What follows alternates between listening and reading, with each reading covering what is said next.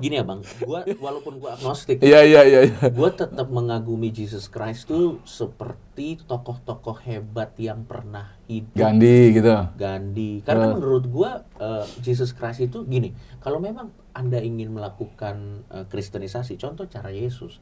Yesus itu yang bikin the real murid-murid Yesus itu terpana sama Yesus, bukan karena mukjizatnya, karena cara Yesus mengajar. Waktu khotbah di gunung, the Golden Ways itu, Iya, dia bilang khotbah di katanya, bukit. Khotbah di bukit, gunung atau bukit? Saya agak Sorry, lupa. dia secondan Kristen, jadi dia kurang Betul. paham. Betul. Jadi gunung ya, Hah? bukit. Bukit. Di bukit. Kalau Itu- gunung tinggi banget, Cok. Kalau bukit agak segini. Itu make sense karena secara logika kalau di bukit kan ada yang nanya itu Yesus waktu di bukit kok ribuan orang bisa dengar karena bukit secara Betul, mengaung. lokasi, Dia kan, mengaung. berdengar. Itu makanya Kristen jadi banyak karena Yesus bilang Tuhan.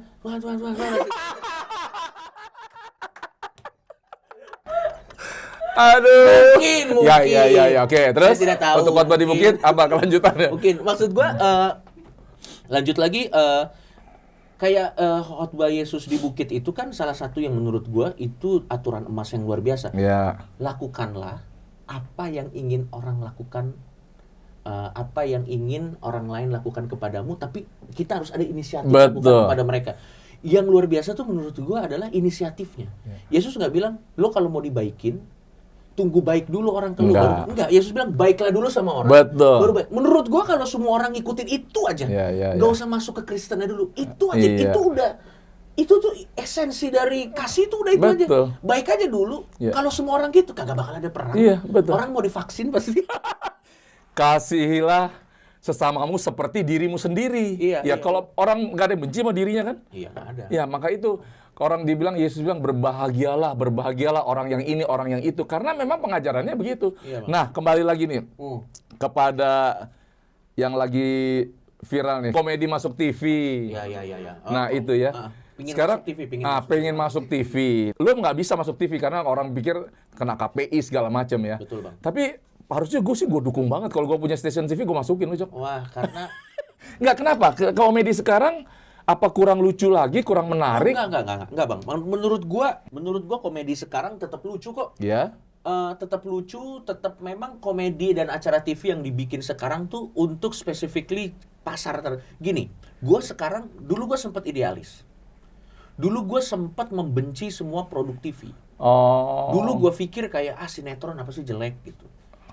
Apa sih komedi-komedi TV jelek gitu.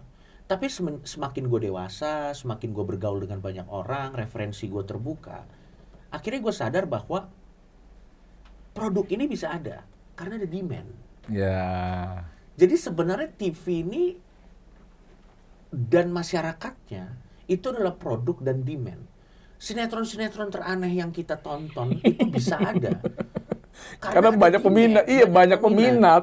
Dan akhirnya kenapa ini banyak peminat? Karena ada demand. Udah jadi lingkaran setan yang sudah terjadi selama puluhan tahun, yang udah beyond salvation sih sebenarnya. Ya. Karena kalau yang ini mencoba merubah keinginan pasar, kemungkinan besar ini bangkrut. Ya, setuju gua. Dan kalau ini dikasih yang mendidik, nggak bakal nonton. Apa nih gitu, nggak bakal nonton gitu. Jadi menurut gua akhirnya gua sadar bahwa televisi itu memang untuk specifically jenis pasar tertentu yang memang ya sudah, kalau kita nggak menikmati di situ berarti memang bukan untuk kita. Ya. Dan gua udah berdamai dengan itu. Oke. Sehingga akhirnya kalau gua nggak masuk TV ya nggak apa-apa. Karena memang itu cuman kenapa judulnya pingin masuk TV, itu satir lagi Ya, sebenarnya. ya. Satir sebagai kita pengen ngasih tahu, itu satir buat orang-orang yang Nggak. merasa masuk TV itu adalah pencapaian tertinggi.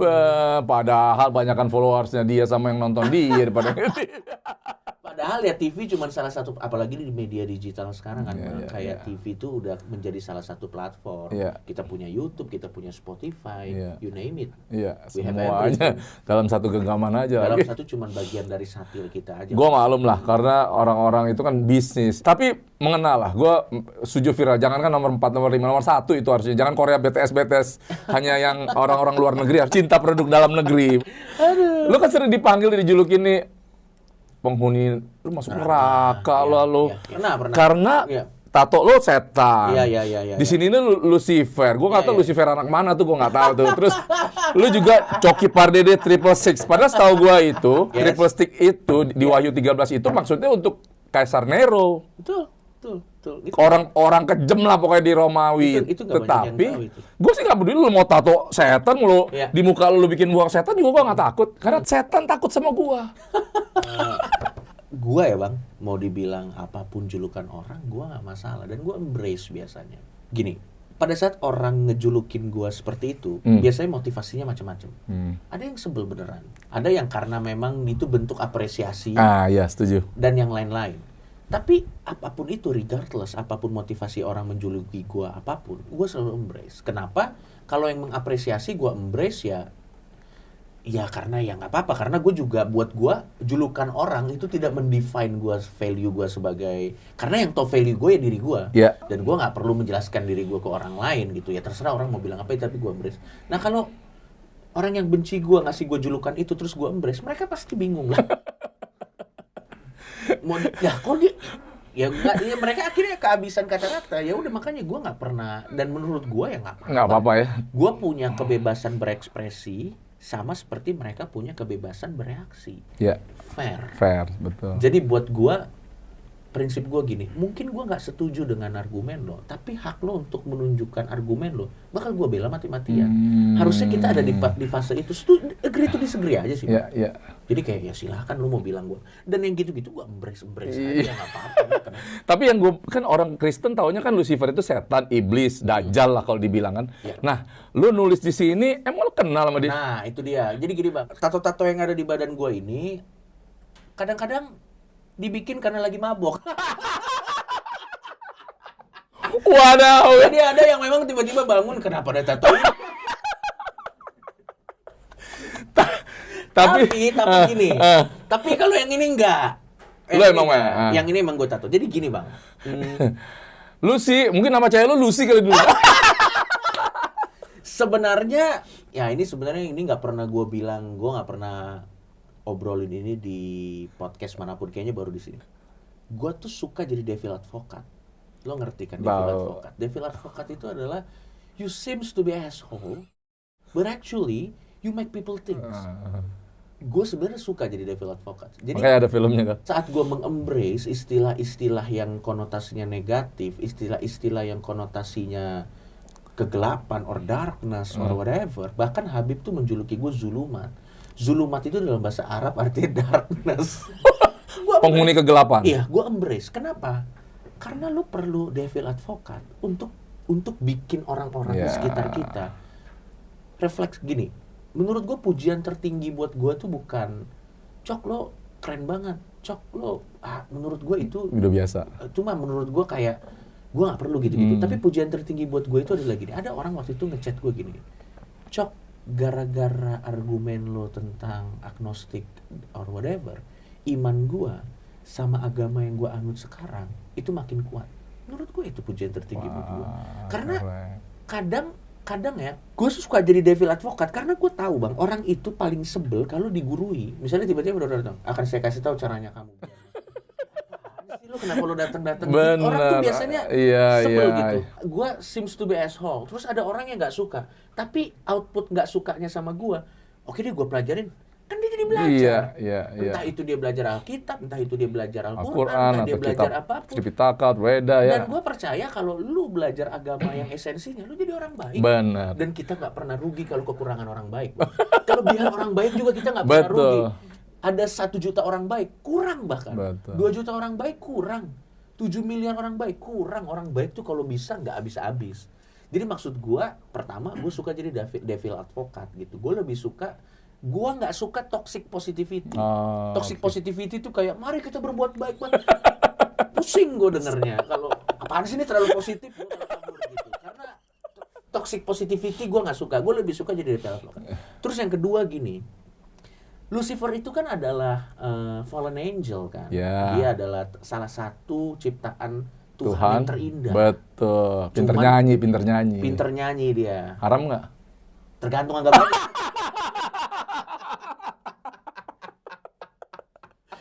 Lucifer tuh salah satu ciptaan Tuhan yang terindah gitu. Dan akhirnya dia itu punya, jadi gini, ini yang menarik. Lucifer itu menggunakan free will yang dikasih sama Tuhan untuk mengambil keputusan. Apa yang dia putuskan? Dia memutuskan untuk memberontak melawan Allah dengan menggoda Adam dan Hawa. Kepingin seperti Allah. Dia pengen seperti Allah. Tapi sebenarnya itu kan udah eksekusinya. Tapi sebenarnya awalnya itu adalah dia membiarkan desire hatinya menjadi greed. Dan greed itu menjadi tindakan yang adalah pemberontakan di Taman Eden. Dan itu bisa terjadi karena free will. Dan akhirnya si Lucifer ini ada konsekuensi lah yang harus dia terima. Dibuang. Dan itu pelajaran yang gue taruh di sini, bahwa kita bertanggung jawab sama setiap keputusan yang kita ambil. Kita punya free will, dan yang bertanggung jawab sama diri kita, ya diri kita. Itu menurut gue itu filosofi yang gue ambil. Jadi kalau gue pengen mengambil keputusan, ingat Lucifer. Dia itu bang, udah salah satu ciptaan Allah yang terindah. Pinternya jadi puji-pujian. Kalau nggak salah, gue nggak tahu posisi exactly dia di kasta malaikat apa. Tapi one of the highest lah. Iya, kan ada 3 malaikat, Gabriel, Michael, sama Lucifer. Dia one of the highest. Dia itu luar biasa. Dia juga jenius.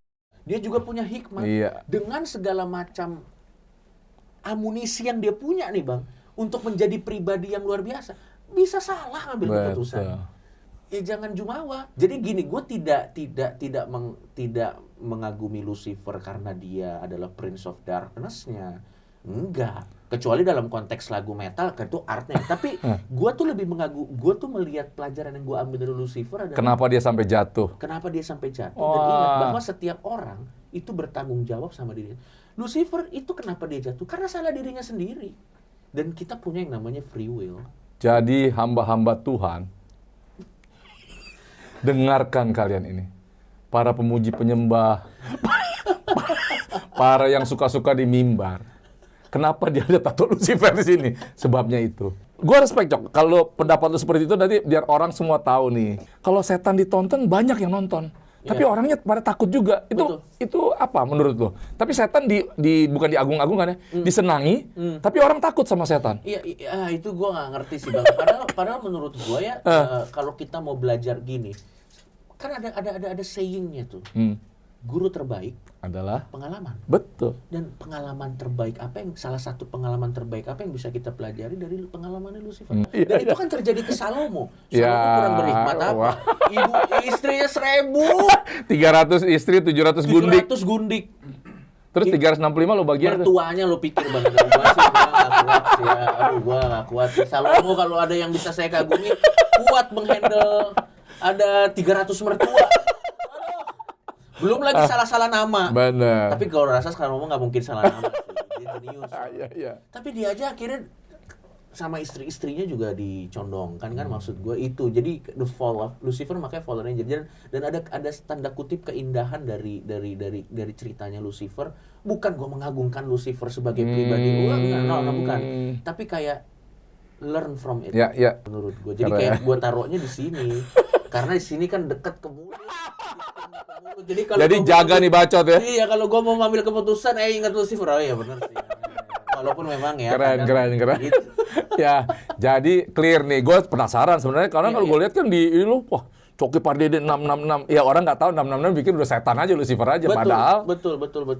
Itu simbol yang buat menarik orang, ya terutama orang-orang yang ngerti ya. Kenapa lu tuh kalau ngasih lawakan yang nyeleneh banget ya soal bencana alam, COVID, anak yatim kelaparan di Afrika, difabel Olimpik yang nggak punya tangan, terus yang terakhir yang paling orang pada banyak nggak cocok lah, kurma babi. Lu nggak menjaga perasaan orang itu, apa kenapa sebabnya? Oke, kalau pertanyaannya gitu, gue jawabnya gini. Apakah gue tidak menjaga perasaan orang lain? Sebenarnya yang ingin gue yang ingin gue share kepada teman-teman di sini adalah pada saat kita tersinggung, what the worst can happen? Apa? Tindakan kita ya, tindakan. Iya, misalnya gini, perasaan kita tersinggung nih. Nah, misalnya contoh, ada botol, terus for whatever reason, kita tersinggung lihat botol ini. Oke, terus apa yang bisa terjadi kalau kita tersinggung sebenarnya, kalau kita mau telah? Nggak ada, Bang. Itu ya tersinggung aja. Habis itu apa? Ya nggak ada. Kayak kosmos ini akan tetap berjalan. akan tetap matahari itu akan tetap terbit, akan tetap terbit. Nggak mungkin terbalik terbitnya ya? Betul. Terus bumi tetap akan mengelilingi matahari. Semua hukum alam akan berjalan sebagaimana mestinya. Yeah. Pemerintahan juga akan berjalan sebagaimana mestinya. Sehingga akhirnya kalau kita tersinggung, apa? Ya kita nggak sespesial itu. Nggak ada yang terjadi. Paling kita marah, ya udah. Jadi sebenarnya yang pengen gue tunjukin, kenapa gue seolah-olah ya, atau kelihatannya tidak menghargai perasaan orang lain, karena kalau lo tersinggung ya apa? Ya udah, itu doang. Tandanya kita masih hidup. Masih normal. Masih normal. Urusan sakit hati, kepahitan urusan lo. Betul. Ini gue udah ngomong jutaan kali, Bang. Gue percaya bahwa ketersinggung, offense is taken not given. Offense is taken not given. Tergantung lo mau di posisi yang mana ya. Betul, offense is taken not given. Jadi menurut gue ketersinggungan itu diambil bukan dikasih. Gue juga pengen ngasih tahu bahwa kita punya loh otoritas dalam diri kita untuk memilih kita ingin tersinggung atau tidak. Sekalipun kita tiba-tiba tersinggung, kita juga tetap punya pilihan ingin mengeluarkannya dengan cara elegan atau kampungan. Perasaan orang lain itu jadi prioritas dalam karya gua, kagak berkarya kan? Karena di Indonesia ada 200 berapa juta orang, hampir 300 juta orang dengan hal-hal sensitif yang berbeda-beda. Iya. Satu orang bisa punya 5 hal sensitif. Kalau misalnya ada bilanglah 300 juta di Indonesia, kali 5 itu udah berapa? 1,5 miliar hal yang nggak bisa gue bahas. Benar. Mending bisu. Yeah. Karena maksud gue, akhirnya gue nggak bisa ngapa-ngapain. Yeah. Dan kalaupun kita tersinggung, nggak ada yang terjadi, nggak ada. Dan tapi ada juga yang bilang, tapi kan lu juga bisa memilih untuk tidak menyinggung hati orang lain. Masalahnya, kalau hati orang lain itu jadi prioritas utama buat gua, kapan prioritas buat guanya gitu loh. Dan sejak kapan kelemahnya hati orang lain itu jadi urusan kita? Yeah. Kecuali ini ada hubungannya dengan ekosistem. Misalnya kalau buang sampah sembarangan bakal banjir. Kalau misalnya menebang pohon, kalau itu baru ada hubungannya. Kalau itu baru gue jaga. Karena kalau gue nebang pohon, nanti yang kena gue juga gitu. Tapi kalau perasaan orang lain ya memang hidup itu kita pasti sakit lah. Kita pasti sakit lah. Tapi ya gitu sih Bang. Dan maksud gue gini. Yang kedua, yang terakhir paling viral tuh yang ini, yang kasus anak Afrika. Itu banyak yang bilang, lo tuh parah Cok, lo tuh berencana kemiskinan. Gini loh, mau kita berdebat semalaman, kelaparannya tetap ada. Yang marah sama gue tidak melakukan apa-apa untuk anak-anak di sana, gue juga tidak melakukan apa untuk anak-anak di sana, melakukan apa-apa untuk anak. Gue tuh cuma pengen nunjukin di Afrika ada loh kelaparan. Ya udah, mau dia marah-marah gimana juga, bantuan PBB itu nggak akan datang ke sana. Gitu. Kan kenapa nggak ambil yang YouTuber yang suka bagi-bagi duit aja suruh kirim ke sana? Ya nggak tahu sih, gue nggak ngerti ya. Tapi maksud gue ya, gue pengen nunjukin ya udah, dan ya silakan lo marah sama gue nggak apa-apa. Tapi itu nggak akan berubah apa-apa juga sih. Boleh, make sense. Gue sekali-sekali lo buat lah yang Darjos kecelakaan pesawat kayak gitu. Udah ada Bang, tapi nggak mungkin gue tahu. Itu nggak mungkin. Di umum nggak mungkin karena itu kayaknya limitnya udah begini. Itu dia udah cerita sama gue tadi. Lo kan nih Kristen Second ya? Iya. Lo tahu banyak kalau gue denger semua liat video lo isi tahu. Nah, gue kan udah aktif nih lama di pelayanan. Ya. Ini pribadi ya? Iya. Pendapat lo gereja-gereja yang ada sekarang ini banyak yang dibuat jadi nggak murni lagi. Oke. Jadi kayak KFC, kayak apa, ada franchise, ada bisnis. Gimana? Gini Bang, yang jadi masalah buat gua adalah saat seremonial mengalahkan esensi, itu aja sih. Pada saat seremonial itu mengalahkan esensi, akhirnya jadi seremonial gitu. Padahal dulu seingat gue Yesus tuh datang untuk membreak seremonial. Aturan-aturan baku yang ada. Itu makanya dia dibunuh sama orang Farisi. Karena anjir gue udah capek-capek bikin SOP nih. Ngerusak semua lu ya. Lo inget gak Bang cerita waktu Yesus itu di ladang, dia ngambil bulir gandum, terus dia makan. Orang Farisi kebakaran jenggot. Hari Sabat nggak boleh. Yesus pengen, aturan lu nggak masuk akal gitu maksudnya. Sampai Yesus tuh pengen dibalikin gitu bahwa sebenarnya tuh hukum Taurat juga nggak gitu-gitu banget. Orang Farisi aja yang bikin itu jadi lebih ribet dengan seremonial yang dia tambahin karena idenya sendiri gitu. Orang Yahudi jenius. For God's sake dia jenius. Iyalah. Tapi jeniusnya juga kadang meribetkan diri sendiri memang. Kalau banyak hal-hal dan pada saat itu Yesus kan datang ke situ sebagai antitesis Iya. dari keribetannya orang Yahudi pada Iya, saat itu. dengan aturan semua hukum Tauratnya Betul. itu ya. Itu makanya waktu itu orang Yahudi insecure. Sebenarnya orang Yahudi tuh insecure tuh pertama karena Yesus tuh mendobrak sistem yang mereka buat sendiri, yang mereka tambahin. Itu satu. Terus kedua ternyata banyak yang suka. Iya. Insecure dong, ini kita matiin aja. Ada kok waktu itu di Sanhedrin, Bang. Tapi ini Yesus sudah dibunuh. Waktu itu, waktu Paulus atau Gamaliel. Lo Ya, tahu? Imam Gamaliel. Dia bilang gini, daripada lo bantai-bantai nih orang Kristen, kita tunggu aja. Dulu banyak orang kayak gini, Iya. ngaku-ngaku tuh dari Iya. Kalau ternyata dari Tuhan beneran, kita semua mampus. Jadi mendingan kita diemin aja. Menurut gua ada kok yang rasional orang Iya, Yahudi iya, itu ada iya, yang iya. rasional. Akhirnya sekarang lucunya kekristenan Yesus yang lahir dengan semangat mereformasi balik lagi ke hal yang dibenci Yesus. Dan menurut gua ya kalau ada orang yang apatis nggak bisa disalahin juga Iya, sih, Bang. iya. Maksud gua kan dulu Yesus datang dengan semangat Iya. memudahkan gitu, Bang. Iya. Tapi sekarang entah kenapa tapi kan memang prosesnya panjang, Panjang. ribuan tahun. Betul. Apalagi setelah rasul-rasul Yesus juga Iya, pelan-pelan iya. mati satu-satu. Akhirnya sekarang seremonial tuh di atas. Jadi balik lagi ke orang Yahudi gitu. Banyak lah aturannya, gue juga bilang, ya kita orang bayar ada yang 2,5%, ada yang 10%, ada 20%. Betul. Tapi untuk benar-benar murni. Dan akhirnya, Bang, kalau misalnya ada orang yang jadi berburuk sangka dengan pemuka-pemuka agama dari agama manapun, karena begitu nggak bisa disalahin juga, Bang, karena stigmanya seperti itu gitu loh. Ya kalau buat gue secara pribadi, gue nggak masalah dengan religion, tapi ya pada saat religionnya ini sudah lebih ke seremonial dan mengalahkan esensinya dan jadi dagangan, menurut gue jadi apa bedanya sama Hollywood?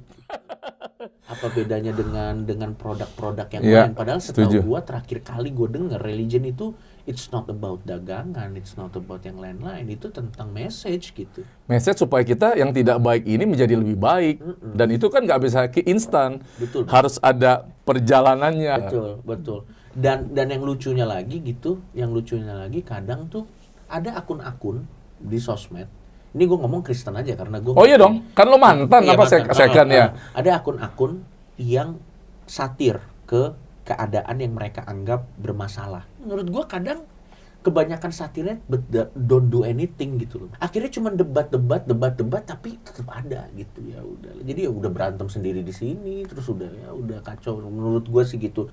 Jangan diribetin lah, maksud gue intinya. Ya kayak model itu gue anggap, wah ini masuk juga, bisa. Kan orang banyak yang terima juga dengan cara lo begini, banyak. Iya. Ya jadi orang mindsetnya berubah gitu loh gara-gara. Anti-hero, kita tuh anti-hero, Bang, kayak Deadpool. Ya, Deadpool itu kalau Deadpool itu sebenarnya di tengah. Dia itu kan jadi kalau di film superhero tuh ada hero, ada villain.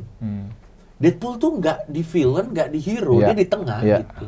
Dan menurut gua itu lebih relevan sih karena manusia nggak ada yang baik terus, nggak ada yang jahat terus. Iya. Dia kadang bisa baik, kadang dia bisa jahat dan sebaliknya.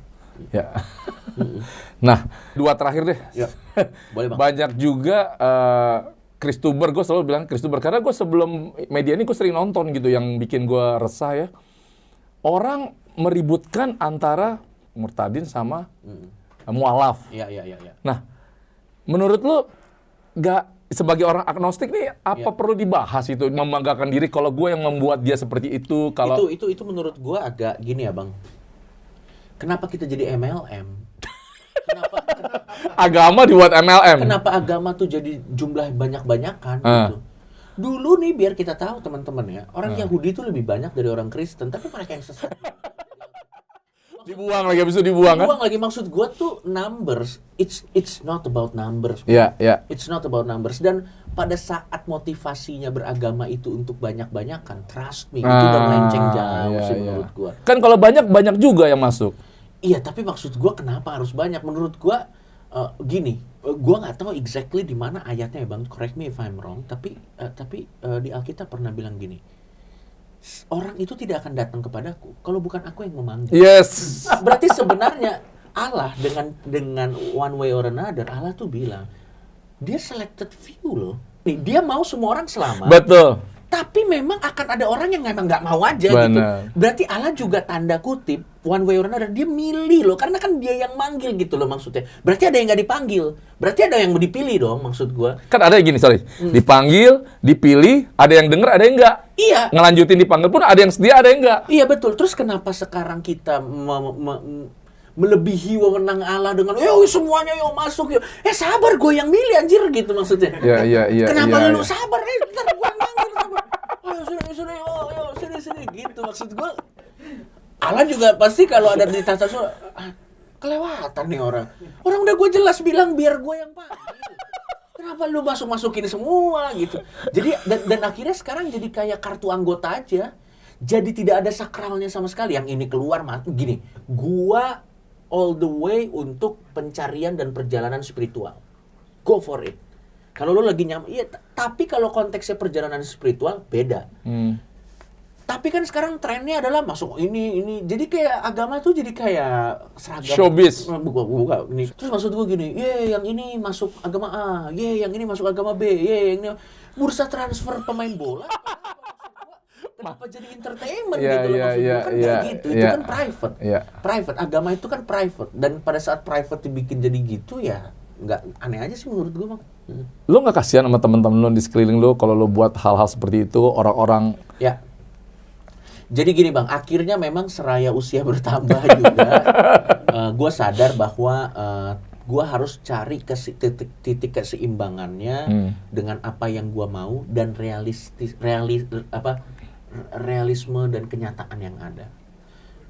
Apa yang gue mau sih, gue gila-gilaan aja ngomong A, ngomong B, ngomong C. Tapi akhirnya gue sadar karena gue memang sudah ada di dalam bagian organisasi.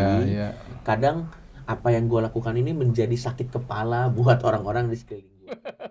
Dan memang makin gue besar, gue makin sadar bahwa oke, kalau begitu, kalau makin gue tuh choose my battle wisely aja. Kayak kalau ini not worth it, udah gue nggak jalan. Tapi kalau ini agak rame sedikit tapi worth it dan sesuai dan nyampe ke tujuan gue, itu gue jalanin gitu. Jadi itu ya itu udah karena umur aja sih. Kalau nggak gas terus ya. Kalau nggak gas terus. Banyak orang bilang nggak gitu Cok caranya. Lo harus kayak gini dan yang lain-lain. Sama kalau gue tuh gini Bang, mungkin gue akan bilang bahwa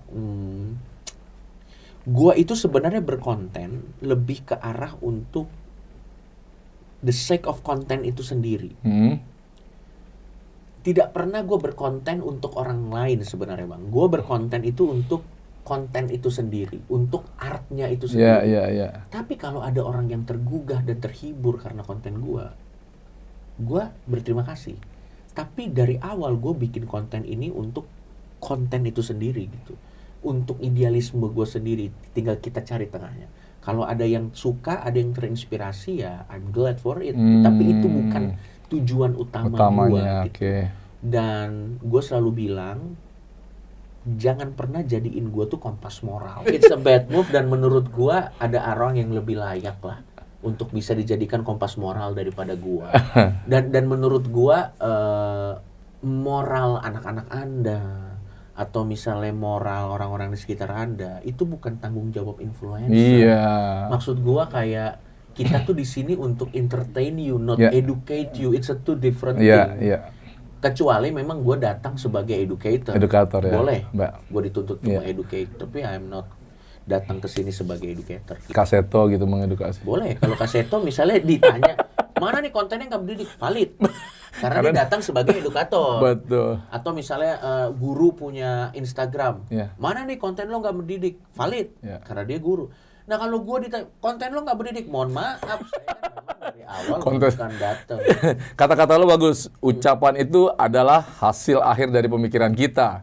Kita juga akan lebih rentan untuk jatuh dari perkataan kita. Itu kan perkataan lo ya? Iya. Betul itu. Makanya gue... Dan saya itu datang dari pengalaman loh, karena saya sering ngomong, tiba-tiba, makanya gue tuh kadang kalau kasus tuh gitu, sebentar, kasus yang mana? Kebanyakan kita breakdown dulu. Oh iya, memang yang gitu. Oh itu memang saya lagi tipsy itu, jadi nggak gitu memang. Gue kadang-kadang gitu. Aduh. Oke. Tahu Yesus yang gondrong yang ganteng itu ya? Sia, tahu. Bahkan dia suka dihina-hina, dikolor-kolorin, dibidan-bidanin gitu lah. Tapi sebagai mantan Kristen yang agnostik, siapa Yesus itu menurut lo? Buat gue ya, Yesus itu adalah orang yang datang yang mendobrak paradigma. Dia orang yang datang yang mendobrak value-value yang ada saat itu, sehingga mengagetkan buat banyak orang.